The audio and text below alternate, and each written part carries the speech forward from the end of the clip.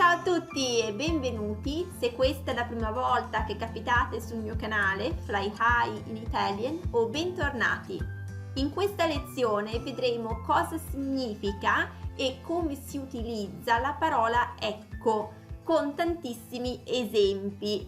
Vi ricordo che potete regolare la velocità del video se parlo troppo lentamente o se parlo troppo velocemente, premendo sulle impostazioni in basso a destra, sulla rotellina, e oltre a sottotitoli in italiano ho preparato anche sottotitoli in inglese, francese, spagnolo e russo se ne avete bisogno. Dal punto di vista grammaticale, ecco può essere o un avverbio o una particella riempitiva. Vedremo prima i casi in cui ecco è un avverbio e poi passeremo a quando si utilizza come particella riempitiva. Allora, ecco come avverbio è un avverbio presentativo, quindi si utilizza per annunciare o presentare qualcosa o qualcuno, ok? In primo luogo, ecco, richiama l'attenzione su qualcosa o qualcuno che nello stesso momento si addita oppure quindi si indica con il dito oppure si mostra. Per esempio, mettiamo che siamo per strada e una persona mi ferma e mi chiede scusi, per andare al Museo delle Belle Arti?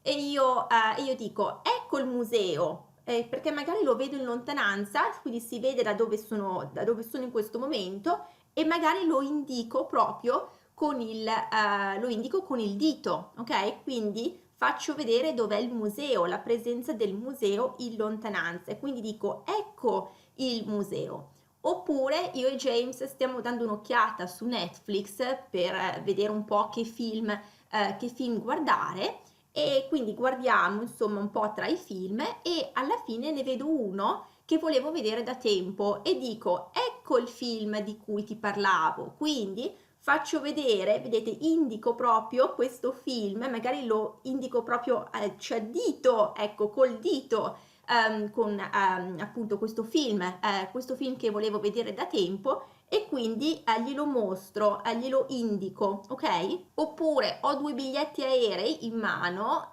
tengo il mio e poi do a James il suo biglietto e dico ecco il tuo biglietto, quindi glielo mostro, ok? Quindi ce l'ho in mano e glielo mostro e glielo do, ok? Secondo utilizzo di ecco è per indicare una cosa o una persona che appare improvvisamente, ok? Quindi per esempio sono all'aeroporto e sto guardando un po' il tabellone che mi dice da quale gate dovrà partire il mio aereo e a un certo punto vedo che il gate appare sullo schermo e dico ecco il gate da cui parte il mio aereo, ok? Quindi perché quel ecco fa vedere insomma che l'oggetto diciamo è apparso improvvisamente, ok? Oppure sono con James alla stazione e sto aspettando mio fratello, mettiamo, e insomma stiamo vedendo un po', è arrivato questo treno e stiamo vedendo se mio fratello scende dal treno. James lo vede e dice ecco tuo fratello, perché è apparso improvvisamente, ok? Oppure ha piovuto tutto il giorno e finalmente vedo un po' di sole che appare, finalmente è uscito un po' di sole, quindi quasi all'improvviso dopo aver piovuto tutto il giorno e dico ecco un po' di sole finalmente, proprio perché è apparso un po' all'improvviso. Terzo utilizzo di ecco è per sottolineare un fatto o un avvenimento. Per esempio, ti ho sempre sostenuto ed ecco come mi ringrazi. Quindi quel ecco sottolinea il fatto, sottolinea tutto l'avvenimento in realtà, che io ho sostenuto tanto questa persona e poi in realtà insomma la persona non ringrazia più di tanto, ecco, quindi o ringrazia in malo modo, ok? Quindi sottolinea proprio il fatto o l'avvenimento. Oppure sei arrivata in ritardo ed ecco hai perso il treno, quindi quell'ecco sottolinea il fatto, sottolinea le due cose in realtà, la persona è arrivata in ritardo e come risultato ha anche perso il treno, ok?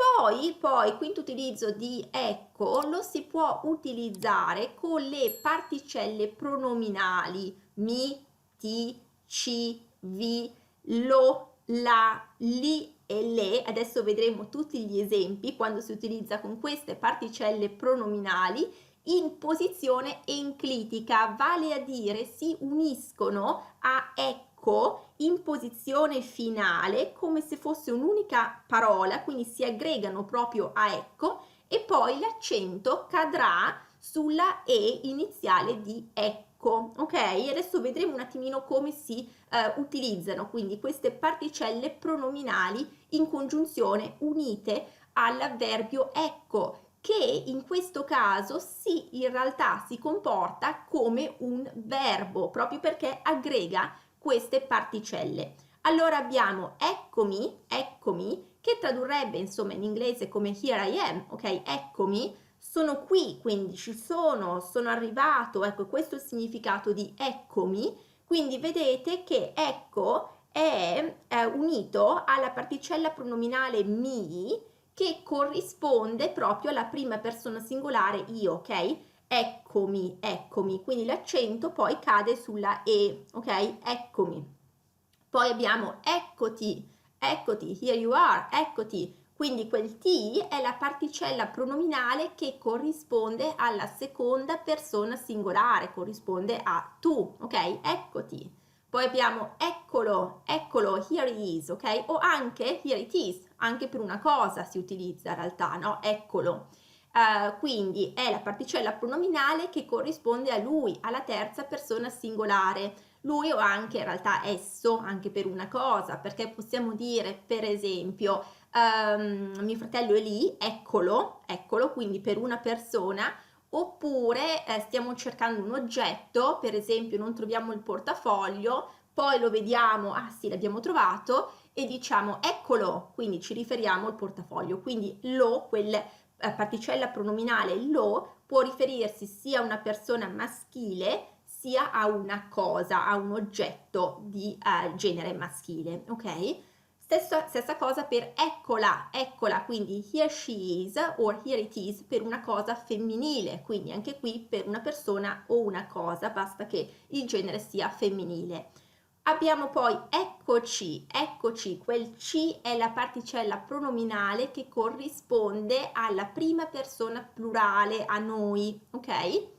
E poi abbiamo eccovi, quindi il vi che ancora una volta si congiunge a ecco e questa è la particella pronominale che corrisponde alla seconda persona plurale, quindi corrisponde a voi. Eccovi, here you are come appunto un gruppo ecco, di persone.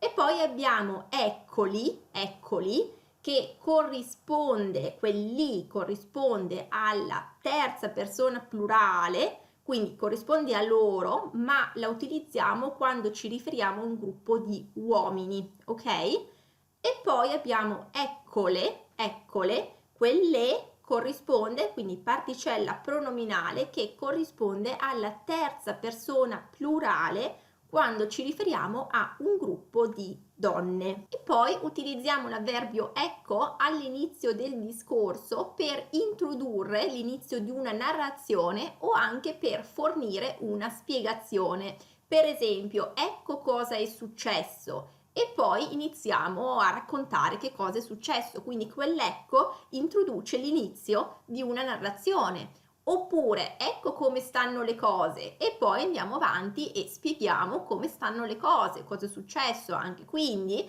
in questo modo quell'ecco introduce proprio l'inizio di una spiegazione. E poi un altro utilizzo dell'avverbio ecco è alla fine del discorso per concludere. Allora, per esempio, facciamo che un'amica mi chiede come mai non sono potuta uscire con lei lo scorso weekend e io dico sono venuti i miei genitori a trovarmi, ecco perché non sono potuta uscire. Quindi vedete che in questo modo concludiamo quello che abbiamo appena detto, insomma anche qui una spiegazione in realtà, però è alla fine del discorso per concludere.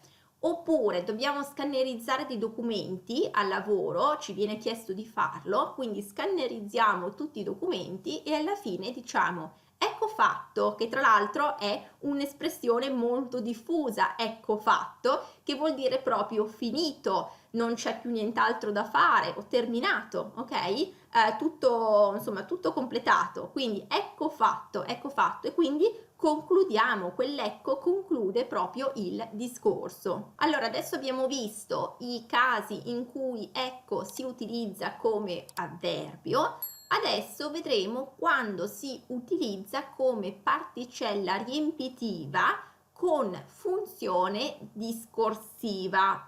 Allora, in primo luogo lo utilizziamo, ecco, per dare maggiore forza a una frase e renderla più espressiva e in questo senso può trovarsi sia all'inizio, sia a metà della frase, sia alla fine della frase.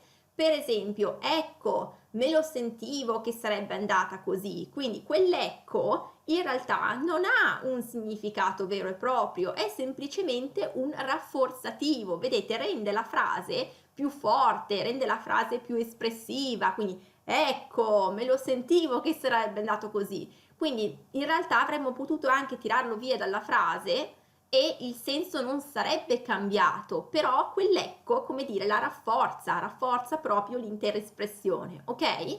Oppure non so cosa dire, ecco, quindi rafforziamo quanto abbiamo appena detto, quindi rafforza proprio la frase. All'inizio della frase poi ecco può esprimere diverse funzioni. Può essere utilizzato per prendere la parola, per esempio chiedo a una mia amica, secondo te chi vincerà la partita stasera? E lei mi dice, ecco, per me vincerà il Milan, quindi prende la parola con quell'ecco.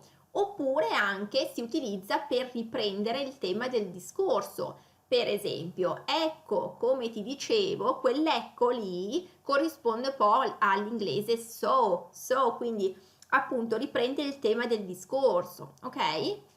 E poi si utilizza sempre a inizio frase per esprimere sorpresa o disappunto, come un po' un'interiezione. Per esempio, ecco, ho perso il portafoglio, quindi quell'ecco esprime proprio disappunto. Ecco, cavolo, insomma, un po' quasi un cavolo, ho perso il portafoglio. Ecco, ho perso il portafoglio. Quindi anche un po' un look at that in inglese, ok?